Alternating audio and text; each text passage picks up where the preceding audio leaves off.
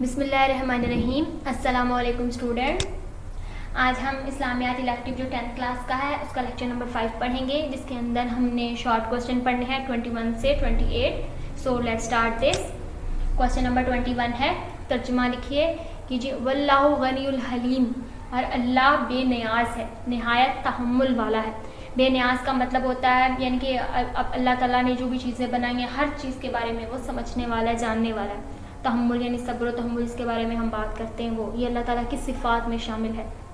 سوال نمبر 22 ہے، معنی لکھے از اخلو اور از الکو. تو از اخلو کا مطلب ہے جب وہ اکیلے ہوتے ہیں، اور از الکو کا مطلب ہوتا ہے جب وہ ملتے ہیں. سوال نمبر 23 ہے، سورہ اخلاص کا دوسرا نام کیا ہے؟ سورہ اخلاص کا دوسرا نام توحید ہے. اگر ہم سورہ اخلاص کو دیکھیں تو سورہ اخلاص ہے وہ قل هو اللہ احد اللہ الصمد لم یلد ولم یولد ولم یکن لہ کفوا احد. اس پوری سورہ کو دیکھیں تو اس کے اندر صرف اللہ تعالیٰ کی وحدانیت کی بات کی گئی ہے، یعنی کہ اللہ ایک ہے، اس کا کوئی شریک نہیں، وہ بالکل تنہا ہے، نہ اس نے کسی کو جنم دیا ہے، نہ اس سے کوئی پیدا ہوا ہے، یعنی وہ بالکل ایک اکیلا تنہا ہے. یعنی توحید، اللہ تعالیٰ کی توحید کا اقرار کر رہے ہیں، اس لیے اس سورہ کو ہم کا جو دوسرا نام ہے وہ توحید ہے. سوال نمبر 24 ہے، ترجمہ کیجئے. وبالوالدین احسانا، وبالوالدین اور اپنے والدین کے ساتھ، احسانا حسن سلوک سے پیش آؤ، اور اپنے والدین کے ساتھ حسن سلوک سے پیش آؤ. حقوق العباد میں جو سب سے اوپر حقوق ہیں وہ ہیں والدین کے حقوق. یعنی کہ جس طرح قرآن پاک میں ہمیں جو والدین کے بارے میں تعلیمات دی گئی ہیں، جو حقوق والدین کے حقوق کے بارے میں بات کی گئی ہے، اس میں یہ بات کیا کہ ہمیں ان کے ساتھ حسن سلوک سے پیش آنا چاہیے. جس طرح انہوں نے ہمیں بچپن سے لے کر بڑا کیا ہے، بالکل اسی طرح جب وہ بڑھاپے میں پہنچ جائیں اور ہم جوانی کی دہلیز پار کر لیں تو پھر ہم پر فرض ہو جاتا ہے کہ ان کو وہ چیزیں پرووائڈ کریں، وہ چیزیں دیں، وہ سہولتیں فراہم کریں جو انہوں نے بچپن سے لے کر ہمیں دی ہیں. یعنی کہ جو انہوں نے ہمارے لیے کیا، اب ہماری باری ہے ان کے لیے کرنے کی. اس لیے اور ان کو والدین کا احترام اتنا ہم پر فرض ہے کہ چاہے وہ جیسے بھی ہیں، جو بھی ہمیں کہہ رہے ہیں، ہمیں انہیں اف تک کہنے کی بھی اجازت نہیں ہے.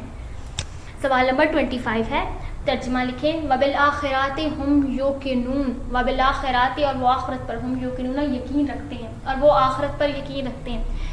یہ جو بات کی جا رہی ہے یہاں پر، یہ قرآن پاک میں مومنوں کی صفات کا ذکر کیا جا رہا ہے. مومنوں کی بہت ساری صفات ہیں، جن میں یہ ہے کہ جب اللہ کا ذکر کیا جاتا ہے تو ان کے دل ڈر جاتے ہیں. جب اللہ تعالیٰ کی قرآن پاک کی جو آیات ہیں ان کی تلاوت کی جاتی ہے تو ان کے ایمان میں اور اضافہ ہو جاتا ہے. اس طرح وہ ان کی ایک صفات یہ بھی ہے کہ وہ آخرت پر یقین رکھتے ہیں. آخرت پر یقین رکھنے والے ہی سچے مومن ہو سکتے ہیں، کیونکہ جو عقیدہ آخرت ہے اس کو ماننے والا ہی اپنی دنیا اور آخرت سنوار سکتا ہے. اگر ہم عقیدہ آخرت پر یقین نہیں رکھتے تو ہم اس لسٹ سے ہی باہر ہو جاتے ہیں کہ ہم دائرہ اسلام میں ہیں. کیونکہ جب ہمیں اس چیز کا ڈر خوف ہی نہیں ہے، ہمیں اس چیز کا معلوم، اس چیز پر یقین ہی نہیں رکھتے کہ ہمیں آگے جا کے اپنے اعمال کا حساب دینا، ہمیں اپنی چھوٹی سے چھوٹی بات کا آگے جا کے اللہ کے سامنے جواب دے ہونا ہے، تو پھر ہم کسی کے ساتھ کچھ بھی غلط کر جائیں گے بلا وجہ یا بنا کسی ڈر کے. اس لیے عقیدہ آخرت پر جو یقین رکھنے والے ہیں وہ سچے مومن ہیں. سوال نمبر 26 ہے، معنی لکھیں. انذرت اور ابن السبیل. انذرت کا مطلب ہوتا ہے تو نے ڈرایا، اور ابن السبیل کا مطلب ہوتا ہے مسافر یا راہگیر.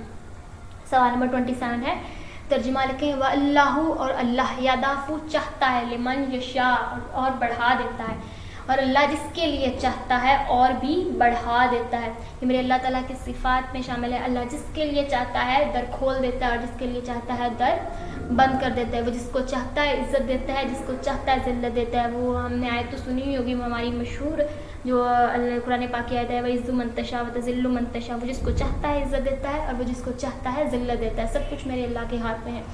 سوال نمبر 21 ہے، معنی لکھیں. قضا اور کلہما. قضا کا مطلب ہوتا ہے اس نے پورا کیا یا اس نے حکم دیا، اور کلہما کا مطلب ہے وہ دونوں. تھینک یو اسٹوڈنٹ، اینڈ اللہ حافظ.